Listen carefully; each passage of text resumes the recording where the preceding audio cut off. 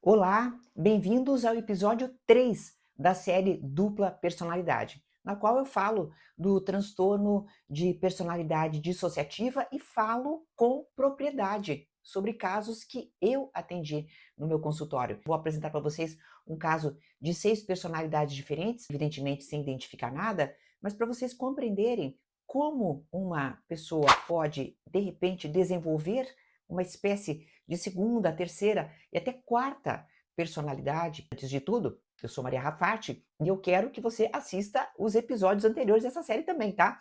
Eu sou psicóloga, este aqui é o meu canal do YouTube, é um canal que tem muito valor positivo para a tua inteligência emocional, valor positivo para a tua inteligência relacional, então inscreva-se, compartilhe esse conteúdo de valor. Você sabe que a gente depende muito dos comentários de vocês para que a gente seja distribuído em outros lugares, então comente bastante, distribua nos grupos de WhatsApp, porque eu tenho certeza, você pode ver, tem vídeos diários, dá uma olhadinha a quantidade de vídeos que eu já upei nesse canal, aí você vai ver que tem uma riqueza muito grande de informação para você. Além disso, eu sou a mentora e dona e idealizadora do quê?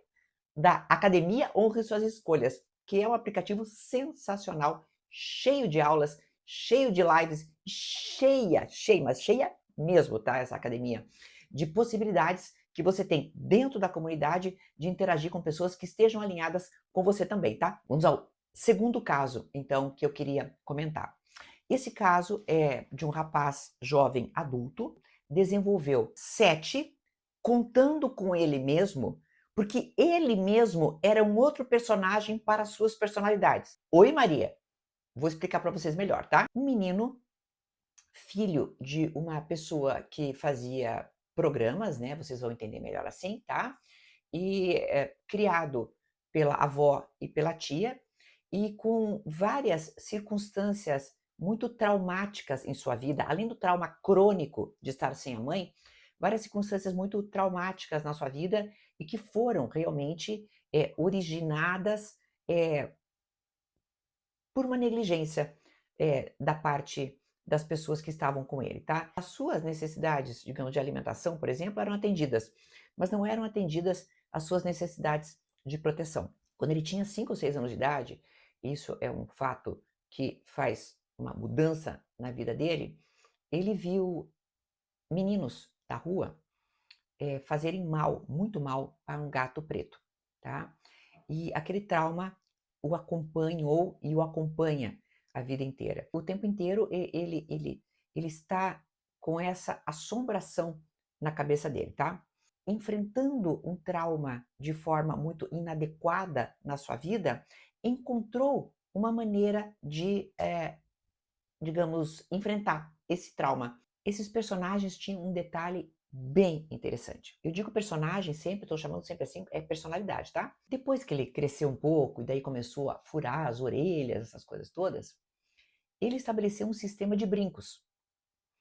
Então, é uma espécie de uma organização que ele estabeleceu. Quando um personagem ficava discutindo na cabeça dele para tomar o seu corpo, digamos, tá? Sair de dentro dele para tomar, eles chegaram à conclusão, como antes era uma bagunça, porque esses personagens iam saindo a hora que queriam, ele estabeleceu essa ordem. Então, quando ele trocava o brinco, se era com corrente, sem corrente, etc e tal, era esse, aquele, o outro personagem que tomavam conta. Eu já atendi nas sessões alguns desses personagens.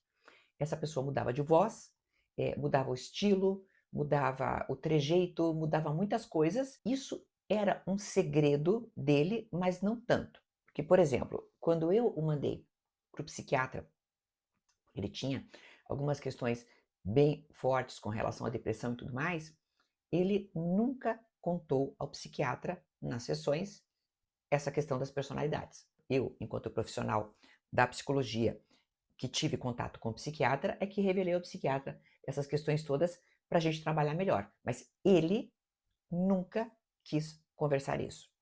Ele nunca falou sobre essas personalidades todas para a família. Contudo, para algumas amigas, ele abriu o jogo. E, inclusive, uma das amigas foi quem deu o nome para um desses personagens quando ele surgiu. Por quê? Porque essas personalidades, elas foram surgindo ao longo da vida dele. E inicialmente elas eram apenas presenças, e essas presenças depois iam tomando corpo, iam tendo uma própria história e tal, e depois surgiam.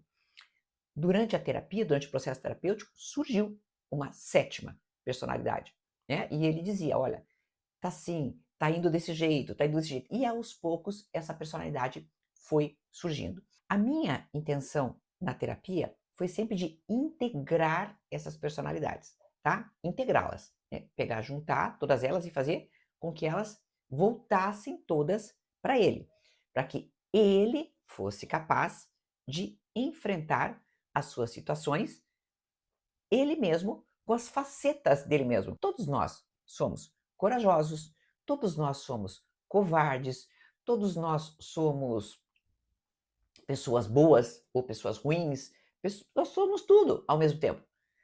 Mas nós que não temos esse transtorno dissociativo, nós sabemos que são partes do nosso ser. Mas uma pessoa que tem um transtorno dissociativo, ela pensa que ela precisa fazer surgir um personagem para fazer uma coisa que ela não tem coragem. A primeira personalidade que surgiu era uma personalidade que fosse como se fosse um oco, tá? Um oco dentro dele. Ele relatou, deixa eu ver, eu deixei aqui anotado, apareceu quando ele tinha quanto? Quando ele quis se defender de uma pessoa que queria atacá-lo, tá? Essa personalidade, que era uma espécie de um oco, era aquilo que de mais centrado ele tinha e servia como um conselheiro, tá? Então, esse conselheiro estava ali, presente na sua vida. Aos poucos, era uma de entidade, aspas, né? Passou a ser uma pessoa. E aí, então, tinha voz, corpo, jeitão, histórico e tal. Então, ele, menino, e tinha este que estava ali junto. Ah, você vai dizer, mas é tipo amigo imaginário? Tipo, mas é que de vez em quando, este entrava nele, e aí ele era somente aquele.